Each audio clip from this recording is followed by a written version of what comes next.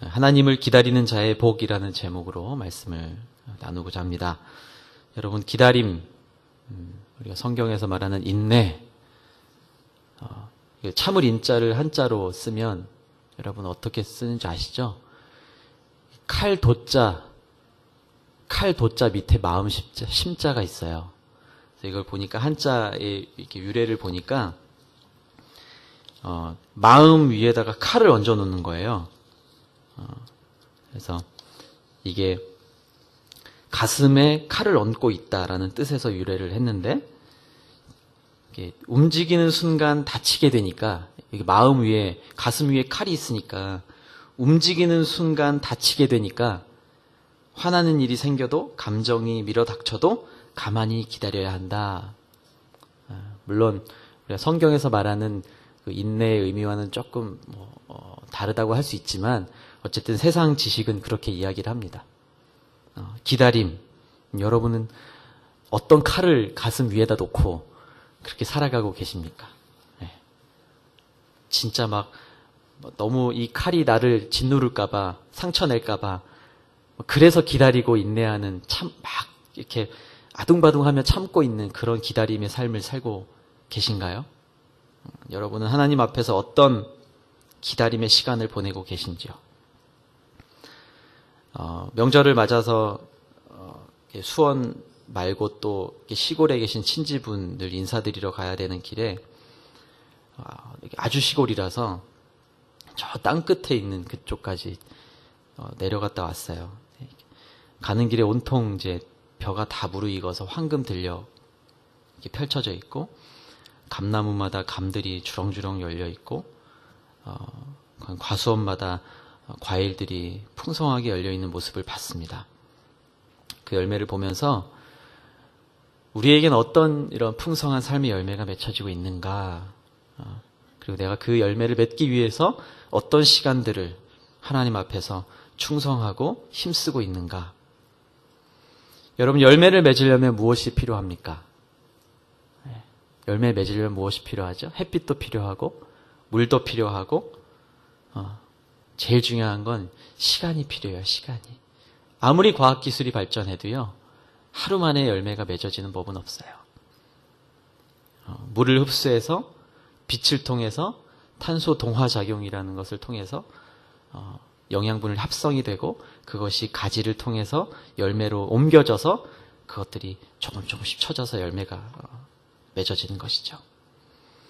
우리 삶을 이 열매로 비추어 본다면, 여러분에게 물이 있습니까? 햇볕이 있으세요? 다 있으시죠? 나는 해도 한 번 못 봤다, 나는 마실 물도 없다, 그런 분 있으세요? 제가 곰곰이 생각해 봤더니 그거는 아닌 것 같아요. 그건 다 있어요. 이렇게 나와서 말씀 들을 수 있는 이 자리도 있고, 다 있어요. 근데 이 기다림의 시간을 우리가 어떻게 준비하면서 통과하느냐가 열매의 질을 결정한다라고 생각이 들었습니다. 열매가 잘 맺어질 수 있도록 정성껏 햇빛도 쏘여주고, 제가 전에 말씀 나눴던 것처럼 가지도 잘 쳐줘야 됩니다. 햇빛이 있는데 햇빛을 잘 받으려면 가지도 잘 쳐줘야 되고, 솎아줘야 되고, 물도 줘야 되고, 비료도 줘야 되고, 아래에 있는 나무 주변에 있는 잡초도 뽑아줘야 되고. 우리에게는 그 시간이 기다림의 시간입니다. 멍 때리고 가만히 있는 그 기다림 말고요, 가슴 위에 칼이 있으니까 다칠까봐 그냥 버텨내는 그런 게 아니라, 우리는 부지런히 하나님 말씀을 가지고 경작하는 그 기다림의 시간들. 그렇기 때문에 이 기다린다는 것은, 이 말씀에서 말하는 기다림, 하나님을 기다리는 자라고 할 때 기다림은요, 그냥 시간적인 공간적인 의미로 국한되지 않는 것 같습니다. 그리고 우리의 노력만으로도 설명할 수 없는 일입니다. 하나님을 기다린다는 것은 시간, 공간의 영역이 아니라 우리의 믿음의 영역, 영적인 영역이에요. 여러분, 믿음 없이 다시 오실 주님을 기다릴 수 있을까요? 예수님 다시 오실 것을 믿습니까? 언제 오실지 모르잖아요. 그렇죠? 몇 월 며칠에 온다는 거 다 그거 거짓말이잖아요. 그렇죠? 얼마 전에 또 몇 월 며칠 나왔다가 또 저기 미국인가에서 거짓말로 거짓말이죠. 예, 거짓말이죠. 거짓말로 판명된 게 아니라 그냥 거짓말이에요. 언제 다시 오실지 모르는 그 주님을 우리가 기다릴 수 있는 우리의 양분은 무엇일까요? 믿음이에요, 믿음. 그것이 없으면 우리는 아무리 교회 열심히 다니고 헌금 많이 해도 주님을 기다릴 수가 없습니다. 그 믿음이 없이는. 기다리다가도 열심히 기다리고 뭔가를 위해서 열심히 하다가도 그냥 손 놓고 포기하게 될지도 모릅니다. 지난 그 명절 주일에 한 성도님께서 막 눈물을 글썽이시면서 막 인사를 하셨어요. 그 전에도 저한테 예고를 하시긴 하셨는데 정말 오랜 시간 결혼하고 20년이 넘으셨죠? 30년 가까이 그렇게 기도하고 기다려왔던 남편이 명절 주일날 다음 주일날 처음 교회를 나온다라는 거예요. 막 흥분하셔가지고 저한테 막 예고하시는 거예요. 다음 주에 저희 남편 나와요. 예고편을 막 날리시더라고요. 그러시냐고. 할렐루야다. 막 그러면서 인사 나누고, 다음 주에 꼭 인사 나누게 해달라고. 그래서 지난주에 남편분이 처음 오셨어요. 30년 가까운 기도의 응답. 제가 말씀드렸죠? 남편이 안 나온다고 무응답이 아니다라는 거, 그렇죠? 남편이 나오셨어요. 조용히 예배를 드리시고 저기 로비에서 잠깐 인사를 나눴습니다. 표정이 나쁘진 않으셨어요. 되게 행복한 표정이었고 아직 등록하기에는 부담이 되셔서 아직 예배를 같이 드리는 것으로 그렇게 하고 인사를 하고 헤어졌습니다. 여러분은 이런 기다림 있으시죠? 남편을 위한 기다림, 가족을 위한 기다림, 또 자녀에 대한 기다림. 여러분의 인생, 우리의 인생의 기다림이 가치가 있으려면 여러분 그것이 30년이 지나서 그 일이 해결이 되었으니 그 기다림이 가치 있었다라고 평가하실 건가요? 그게 아니라는 거예요. 하나님을 기다리는 자의 복은요, 남편이 25년, 30년 만에 교회를 나왔기 때문에 내가 복받았노라 이렇게 고백하는 게 아니라 그 기다림의 시간 속에서 함께 하신 하나님 때문에 감사하는 것이 진짜 복이라는 거예요. 그렇기 때문에 이 기다림이 가치가 있으려면요, 지지난주까지는 제가 기도에 대해서 말씀을 드렸죠. 오늘은 하나님이 누구이신가를 반드시 똑바로 알아야 되는 거예요. 하나님이 어떤 분이신가. 그렇게 하나님을 알 때 우리의 믿음이 자라고요, 나의 의가 아닌 믿음으로 그 기다림의 시간을 보낼 수 있게 된다라고 생각합니다. 오늘 우리가 읽은 이사야서의 말씀을 통해서 하나님이 어떤 분이신가, 여러분 하나님 어떤 분이신가 말씀을 통해서 안 들어서 모르시는 분은 없겠지만 다시 한번 이사야서의 말씀을 통해서 하나님 어떤 분이신가 함께 나눌 수 있게 되기를, 깨달을 수 있게 되기를 바랍니다. 먼저 이사야서의 특징이 있어요. 전체적으로 흘러가는 특징이 있는데요. 교차 구조가 많이 등장해요. 심판, 그리고 회복. 그렇죠? OBC 공부할 때도 여러 번 나왔잖아요. 이게 아주 핵심적인 구조예요. 교차 구조. 심판과 회복의 구조가 계속 교차돼서 나옵니다. 하나님께서 우리를 지으셨고 우리가 죄로 인해 타락했으며 하나님께서 우리를 구속하기 원하시는 하나님의 그 사랑이, 그리고 마침내 이루어 주실 그 새 하늘과 새 땅에 대한 말씀이 이사야서에 전반적으로 흐르고 있는 대주제입니다. 오늘 우리가 읽은 30장 말씀, 배경은 그렇습니다. 이제 유다를 아시리아죠. 아수르가 이제 이 사마리아 지방을 하나하나씩 성을 함락해 오면서 이제 예루살렘 성까지 이제 포위하고 온 상황이에요. 산헤립 왕이죠. 산헤립 왕이 이제 유다 땅을 공격해 오고 있는 상황입니다. 이제 예루살렘 성 안에서 벌벌 떨고 있는 백성들의 모습을 한번 생각해 보세요. 근데 이 상황에서 이 유다는요, 애굽, 이집트에다가 손을 내밀려고 해요.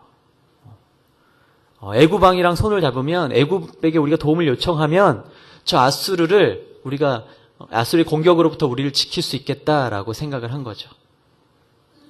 어리석은 생각이었죠. 결국 하나님은 결국 약속대로 심판하십니다. 자, 그런 배경 가운데 있는 거예요.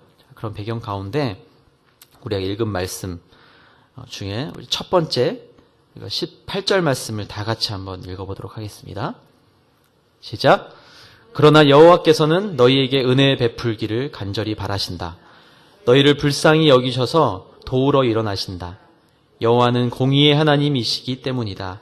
복되다 그를 기다리는 모든 사람들아. 아멘. 우리가 이 말씀을 통해서 첫 번째로 살펴보고 싶은 하나님의 성품, 하나님이 어떤 분이신가? 첫 번째, 하나님은 우리를 참고 기다리시는 분이시다라는 거예요. 하나님은 우리를 참고 기다리는 분이시다.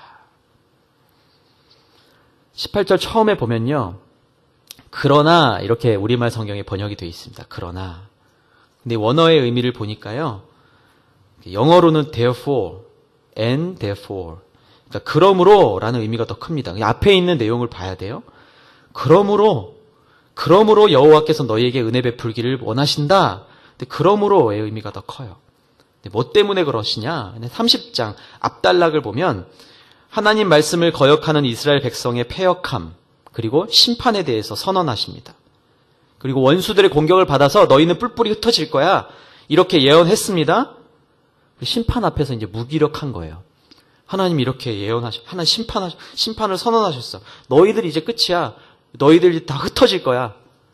너희 희망 없어. 이렇게 말씀하신 거예요.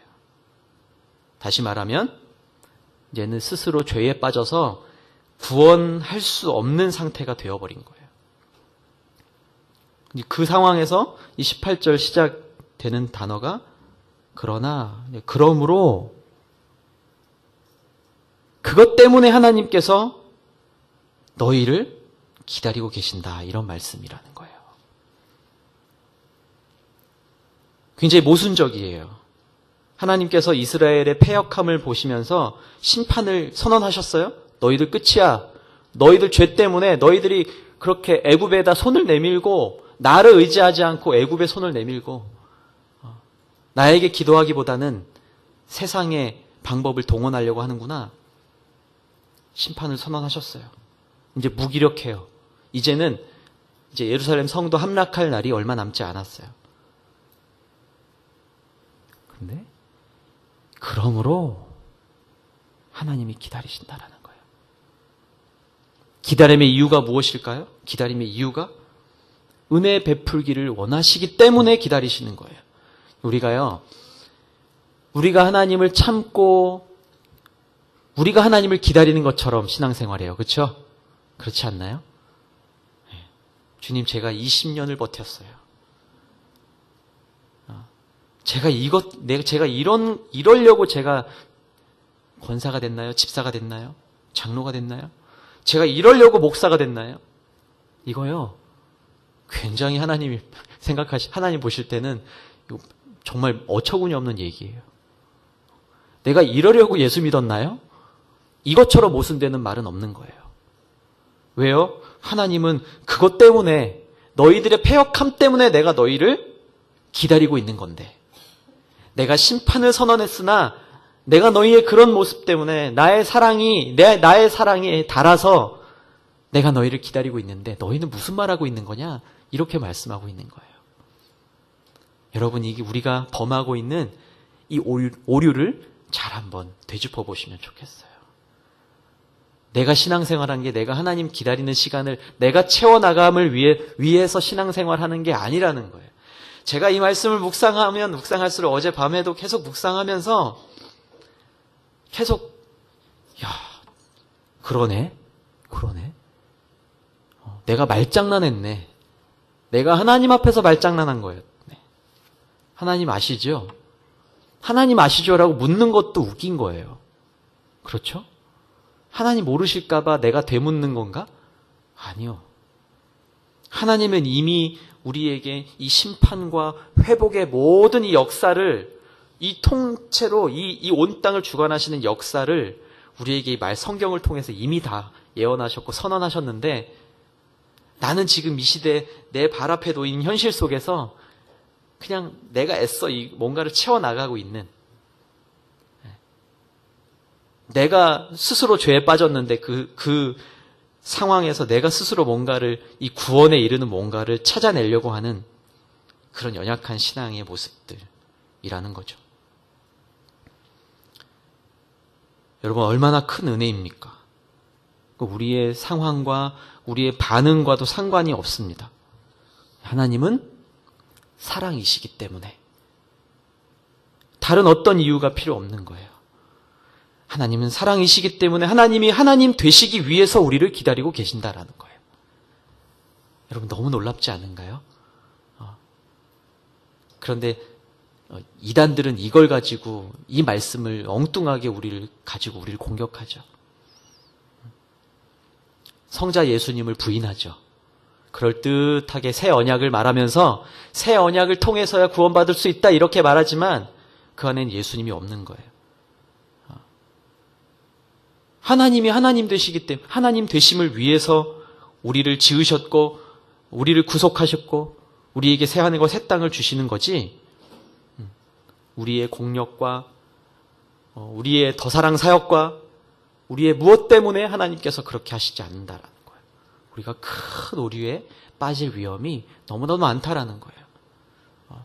이단들이 왜 공격하죠? 교회가 시끄럽지. 그쪽 교회 참 시끄럽더라. 우리 교회로 와. 혹하죠. 저쪽 교회 가면 뭐가 대단한 게 있을 것 같고. 물론 예배의 자리를 사모해서 또 이 자리에 오신 분들도 계실 거예요. 예배의 자리를 사모하십시오. 그리고 그 마음만 가지고 가십시오.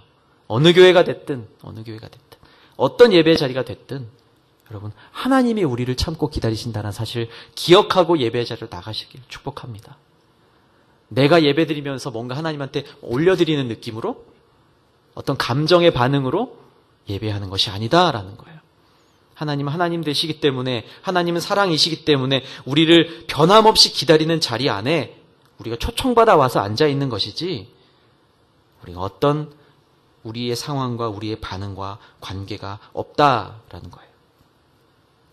그렇기 때문에 기도가 응답되지 않는 것 같아도 감사할 수 있는 것이 바로 그러한 이유예요. 그게 비밀이잖아요. 악을 미워하시지만 악한 자도 회개하고 생명 얻기를 원하시기 때문에 우리를 기다리십니다. 긍휼의 하나님이시기 때문에 기다리십니다. 그렇기 때문에 하나님을 알게 되셨습니까? 그리고 그분의 자녀가 되셨습니까? 그러면 우리도 기다려야 합니다. 하나님이 기다리고 계시기 때문에 우리도 그 기다림의 시간을 하나님의 시간표와 하나님의 발 앞에 맞추어 드리는 것이 자녀된 우리의 자세입니다. 응답이 더딘 것 같다고 조급해하지 않아야 한다는 거죠. 여러분, 다른 신을 섬기고 거기 절해야만 우상 숭배인가요? 그렇지 않죠? 하나님이 아닌 다른 것에 우리의 마음을 기울이는 것, 하나님이 아닌 다른 것에 우리 마음을 기울이면 그것이 우상이에요. 사탄이 그 부분을 노리는 거죠. 우리의 그 조급함, 우리가 알 수 없는 하나님의 경륜, 하나님의 시간표, 우리는 그걸 모르기 때문에 우리 마음이 하나님이 아니라 다른 데로 자꾸 기우뚱 넘어가는 거예요. 그때 사탄이 우리를 공격하는 거예요. 미혹하는 영이 그때 우리를 공격할 때 넘어가는 거예요. 사랑하는 성도 여러분, 하나님께서 우리를 참고 기다리십니다. 그 하나님을 오늘도 다시 한번 고백하고요, 그 하나님을 붙드시기를 주님의 이름으로 축복합니다. 두 번째, 하나님은 어떤 분이신가? 하나님은 우리의 부르짖음에 응답하시는 분이십니다.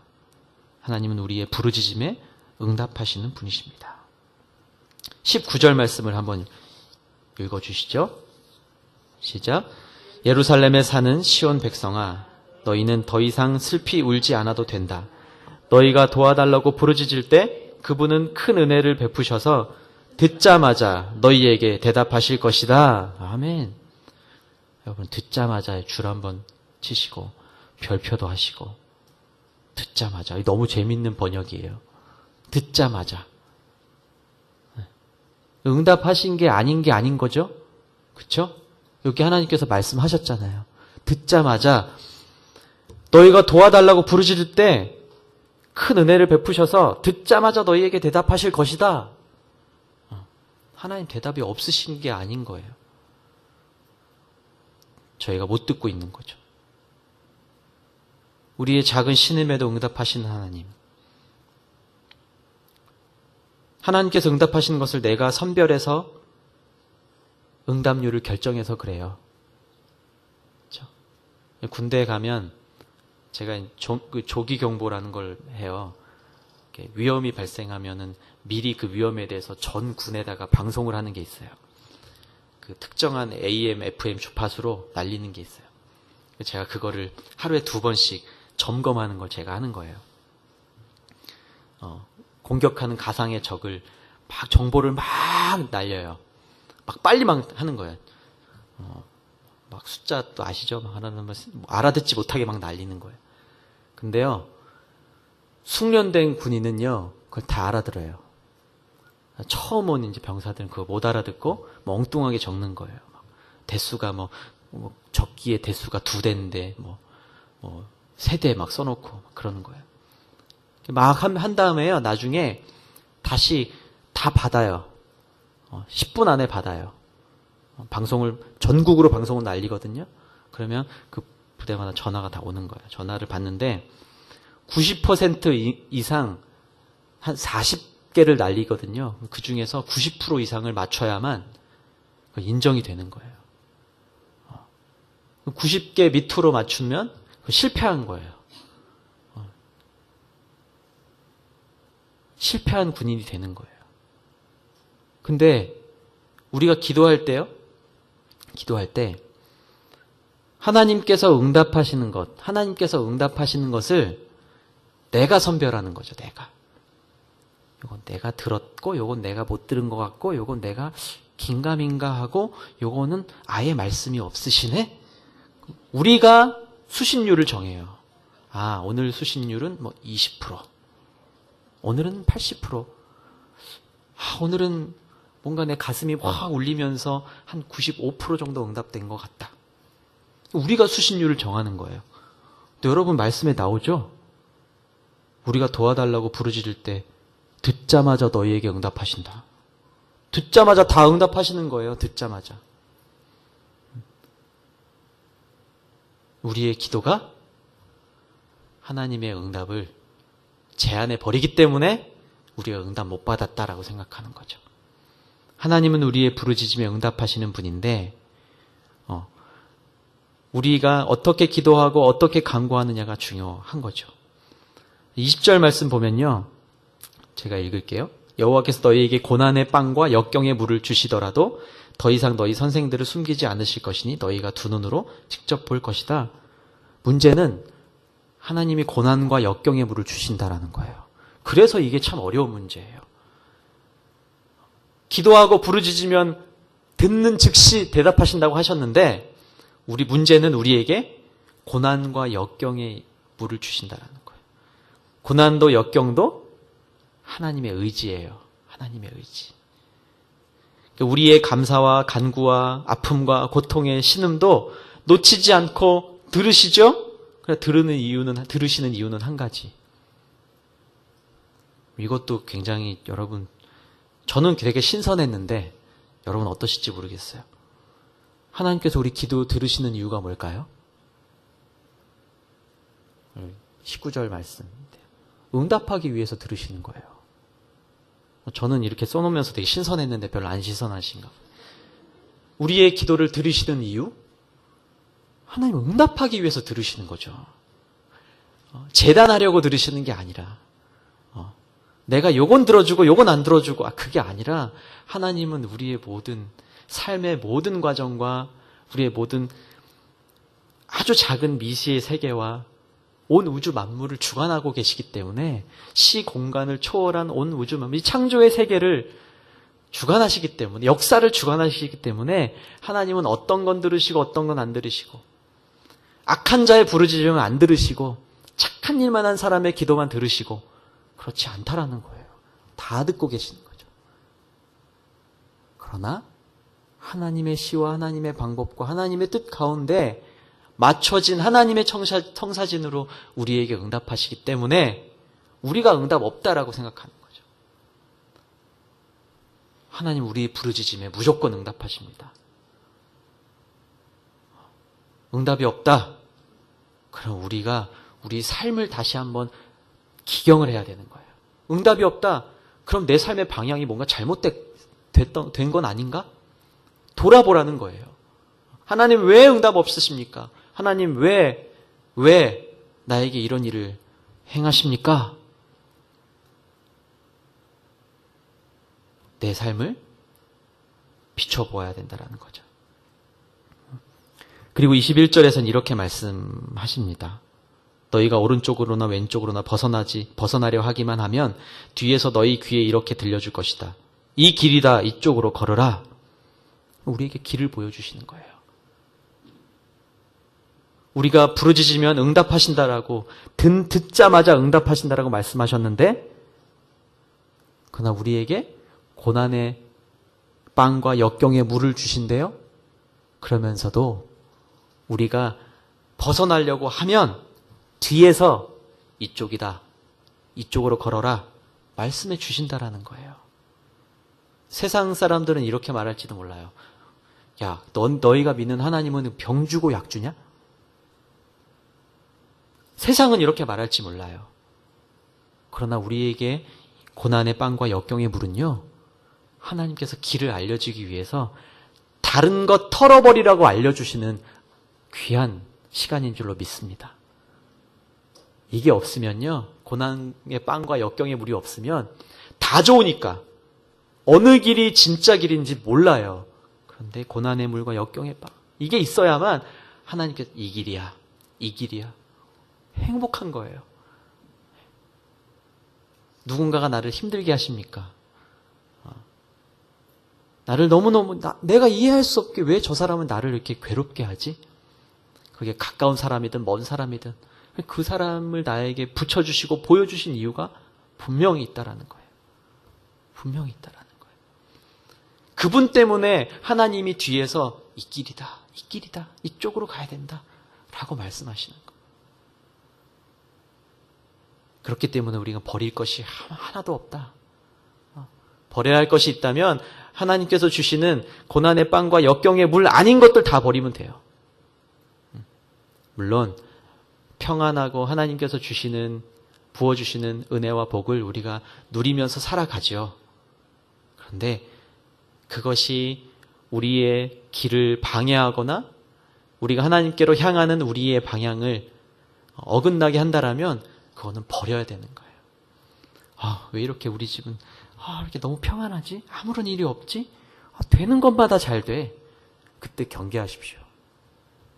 경계하십시오. 일부러 고난을 만들라는 말씀은 아닙니다. 그러나 경계하셔야 됩니다.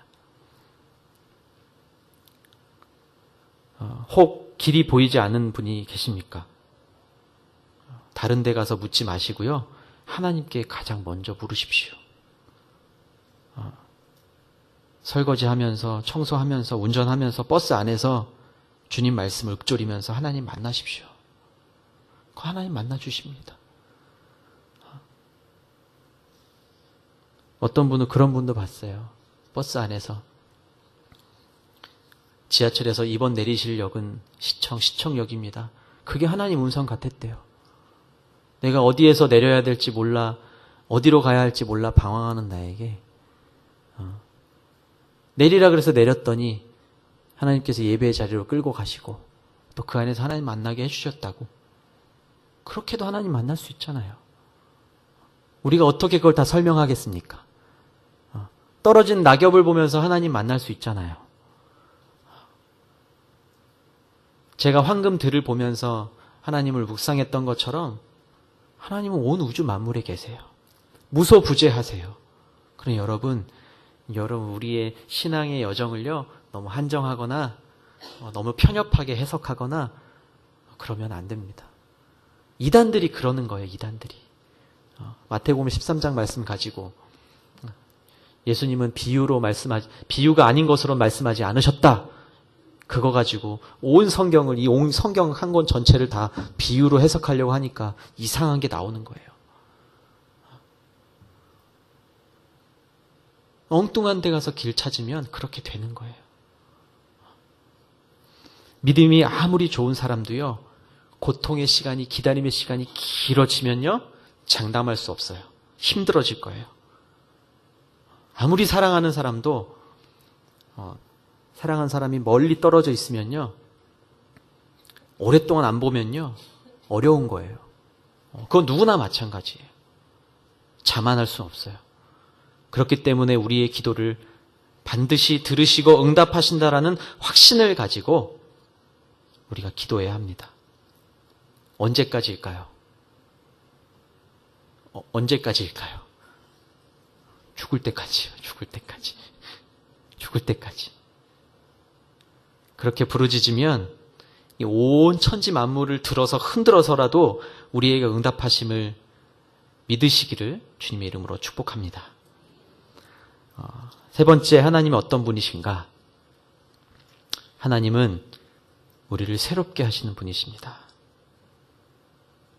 첫 번째는 하나님이 우리를 참고 기다리신다고 말씀드렸습니다. 두 번째는 하나님은 우리의 부르짖음에 응답한다고 말씀드렸어요. 세 번째, 하나님은 우리를 새롭게 하시는 분이십니다. 26절 말씀을 한번 함께 읽겠습니다. 26절 시작. 여호와께서 그 백성들의 상처를 싸매시고 그가 때린 자리를 치료하시는 날에 달은 해처럼 빛을 내고 햇볕은 7일 동안 내려 쪼인 햇볕을 한꺼번에 모아놓은 밝기처럼 7배나 더 밝을 것이다. 아멘. 하나님께서 이스라엘 백성에게 선포하시는 거예요. 상처를 싸매시고 그가 때린 자리를 치료하신대요. 20절 말씀과 연결되죠? 고난의 빵과 역경의 물. 상처를 직접 싸매시는 거예요. 하나님이 때린 자리를, 당신께서 때린 자리를 치료하신대요. 그러면 달이 해처럼 빛난대요. 그리고 햇볕은 7일 동안 내려쪼인 빛을 다 모아놓은 밝기처럼 7배가 더 밝을 거래요. 하나님 그런 분이세요.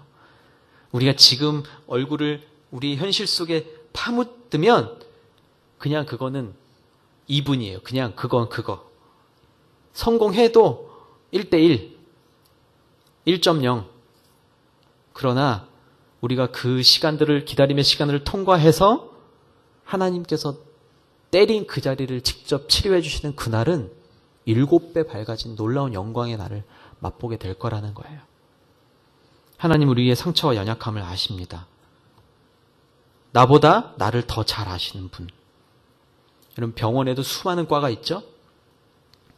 수많은 의사 선생님이 있습니다. 근데 여러분 어떤 선생님에게 가시나요? 선택 진료 이런 거 뭐 이제는 없어진다고 하는데 곧 그걸 더 잘 알 것 같은 선생님에게 가요. 그렇죠? 그 병을 많이 다뤄본 경험이 많은 분에게 가요.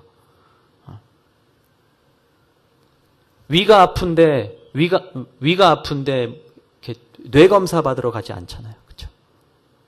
맞는 곳 또 그걸 잘 아는 분에게 가요. 다른 분들은 알 수 없다고 하는데 저분께 가면은 뭔가 다른 방법이 있을 거야 하는 기대감 가지고 가잖아요. 그래서 큰 병원 가잖아요. 우리 인생 앞에 펼쳐져 있는 알 수 없는 길은 여러분 어떻게 하시겠습니까? 그냥 오늘 하루 만족하면서 그냥 사는 것으로 그냥 내 신앙도 그냥 그 정도의 만족으로 그냥 가기를 원하십니까? 만족이 안 되니까 여기 기웃하고 저기 기웃하고 이렇게도 해봤다가 저렇게도 해봤다가 갈급한 마음 막 채우고 싶어서 뭐 다른 데 가서 뭐 이렇게 성경 공부도 해보고 싶고 기가 막힌 역사가 나타낸다더라. 가서 기도도 받아보고 싶고 이런 것들이 우리 안에 일어날 때가, 이런 마음이 일어날 때가 있어요. 또 교회에서 막 섬기다가 하나님 저 상처받았어요. 속상해요. 하나님. 내가 하나님 위해서 열심히 했는데 너무 속상해요. 하나님 제 맘 아시죠? 흑흑흑 울면서 저 이제 다 내려놓을래요. 아니 헐이에요. 헐. 아니 다른 순 보내주세요. 물론 이유가 있습니다. 이유도 있고 돌아보면서 돌보면서 도와야 될 부분도 분명히 있어요. 이게 우리 마음의 중심을 말하는 거예요. 여러분 그렇게 하면 새로워지시던가요? 뭔가 새로운 뭔가를 딱 찾아가서 여기가 용하다더라. 진짜 용한 데가 있으시던가요? 거기는 응답이 한 104% 응답되는 교회가 있나요? 그렇게 안수받으면 이렇게 뭔가 이렇게 막 그런 게 있나요? 여기 안에서 우리 공동체 안에서 일어난 성령의 역사를 기대하십시오. 그렇게 기도하면 하나님께서 그렇게 응답하실 거예요. 병든 자도 낫게 해주실 거예요. 성령님이 거기만 계시나요? 우리 여기서 기도하면 성령님 역사하시죠. 우리 순원들이 우리 큐티방에서 기도하면 응답되는 거예요. 다 듣고 응답하실 거예요. 얼른 그 암세포가 떡 떨어져야 그 응답인가요? 아니, 그렇지 않아요. 그걸 안고 평생 씨름하며 가는 그 인생이 진짜 응답일 줄 여러분 모르는 거예요. 하 목사님 보셔서 아시잖아요. 우리 성도님들이 낫게 해달라고 기도하고 저희도 기도했죠. 안 나오셨잖아요. 결국. 그러나 하나님의 역사를 보십시오. 어떤 역사가 일어났는지. 한국 교회사에 남을 만한 일이 일어났어요. 한국 교회사에 남을 만한. 나중에 신학교에서 아마 이 텍스트에 들어갈 거예요. X79의 역사가, 이 CGN TV의 역사가요. 저는 들어갈 거라고 생각해요. 곧. 우리도 그런 역사의 현장에 충분히 설 수 있습니다. 하나님 우리를 새롭게 하시고 우리를 하나님의 그 역사의 자리에 세우실 거라고 믿습니다. 완전한 치료자는 하나님뿐이 없음을 여러분 기억하시기를 바랍니다. 그렇기 때문에 기다려야 하는 것입니다. 아무 생각 없이 멍하게 기다리는 것이 아니라 우리를 지으시고 구속하셨고 지금도 함께 하신 하나님을 온전히 바라보아야만 새로워질 수 있습니다. 여러분 확고한 신앙의 고백 위에 잠잠히 하나님을 끝까지 믿음으로 기다리십시오. 다른 것 구하지 말고요. 다른 것 구하지 말고 하나님이 하실 일을 기대하고 구하십시오. 그러면 다른 것도 다 잘 될 겁니다. 하나님이 행하실 것입니다 라고 기도하면 여러분 물질과 모든 인생의 현상의 모든 자녀의 문제들 모든 것들이 그때 잘 될 거예요. 하나님이 일하실 것을 기대한 그 기도의 응답으로 우리는 차마 다 알 수 없는 방법으로 하나님 우리를 새롭게 하실 거라고 믿습니다. 여러분 이 기다림을 가장 확실하게 보여주신 분이 누구신가요? 예수님, 예수 그리스도. 예수님이 십자가를 지신 것이 죄를 지어서 받은 고난이 아니기 때문에, 이해할 수 없는 고난이기 때문에, 우리를 너무 사랑하셔서 우리의 죄를 대신해서 받으신 고난이었습니다. 예수님께서 그 받은 부당함을 되갚으려고 부활하셔서 되갚음의 역사를 쓰셨나요? 아니요. 용서와 사랑으로 다 덮고 그들의 죄까지도 다 짊어매고 배신한 제자도 배신했다고 배신한 건 다 가. 너 손가락 자르고 나가. 세상의 조폭들은 막 그러잖아요. 배신하면 손가락 자르라 그러잖아요. 예수님한테 우리가 손가락 10개 다 잘라도 부족해요, 저희는. 그런데 예수님 그거 요구하지 않으셨어요. 오히려 손가락질과 욕하는 것과 조롱과 비난을 다 받으신 다음에 그거를 쌓아 안고 십자가에서 그냥 죽으신 거예요. 이만한 기다림을 이 이상의 기다림을 우리가 설명할 수 있나요? 없을 것 같아요. 예수님의 이 기다림이 참으심이 없었다면 우리가 이 자리에 지금 앉아서 예배드리는 것도 불가능한 일이었습니다. 교회도 없었어요. 온누리 교회 예수님이 없이는 없었을 거예요.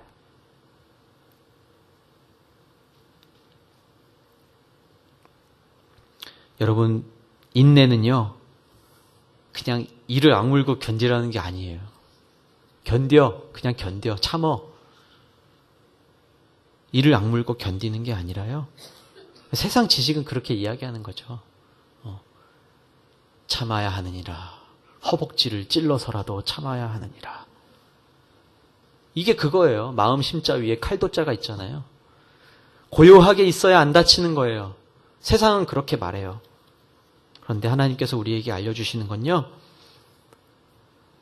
그 안에서 하나님을 바라보면서 춤추면서 오히려 고난을 밟고 일어나서 춤추면서 기뻐하면서 주님 오실 날을 기대하는 것이 우리에게 원하시는 모습이에요.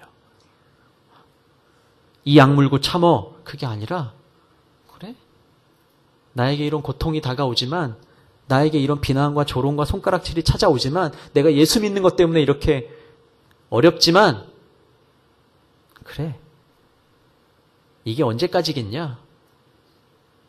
내가 주님 만나면 다 이것이 영광으로, 영광의 면류관으로 바뀔 건데, 내가 기쁨으로 받는 거예요. 다 받는 거예요. 제가 전에도 말씀드렸죠. 그러니까 운전하는 것도 바뀌어요. 욕 덜 하게 돼요. 앞에서 알짱거리는 사람들이 있어도 덜 답답하게 되는 거예요. 이게 실제예요.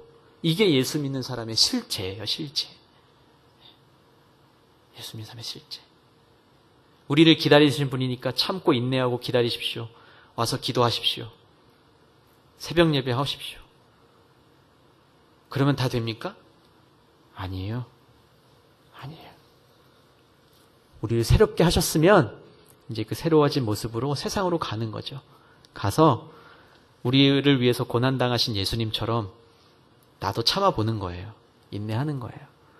배반한 사람 나도 똑같이 배반함으로 갚는 거 말고요. 참아내는 거예요.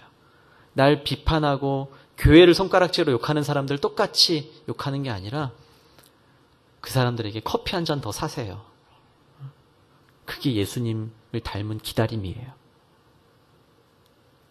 예수님께서 보여주신 사랑과 용서를 기억하면서 그 주님을 따라 본받아 살아가는 그리스도인들이 다 되기를 축복합니다.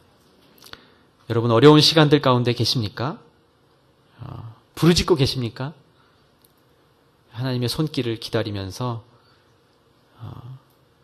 믿음 안에서 인내하는 그리스도인의 모습으로 예수님을 바로 보여주는 하나님의 사람들이 되기를 축복합니다. 히브리서 12장 1절 2절 말씀을 같이 읽고 말씀을 맺겠습니다. 히브리서 12장 1절 2절 시작.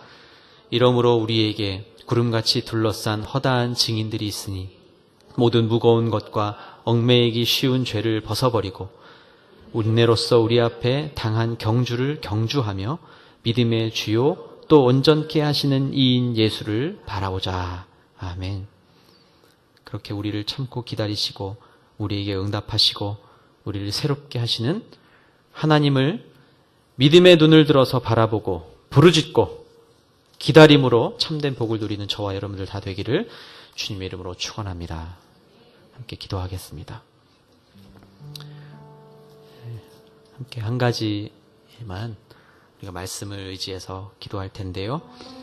하나님, 오늘도 말씀을 통해서 다시 한번 하나님이 어떤 분이신가 우리가 세 가지로 한번 나누었습니다. 주님의 도를 깨닫게 해주시니 감사합니다. 여전히 이 믿음의 길을 걸어간다는 것이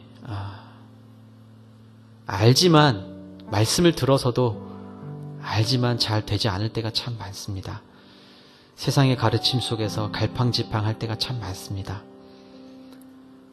내가 서 있는 자리에서 하나님을 온전히 바라보지 못하고 여전히 응답되지 않는 것 같은 하나님을 우리가 막연히 바라보면서 걸어가고 있는 우리의 연약함을 하나님 바라봅니다.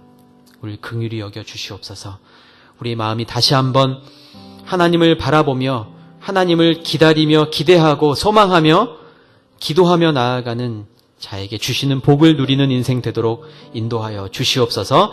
우리의 마음을 주님 앞에 올려드리며 함께 기도하겠습니다. 거룩하신 아버지,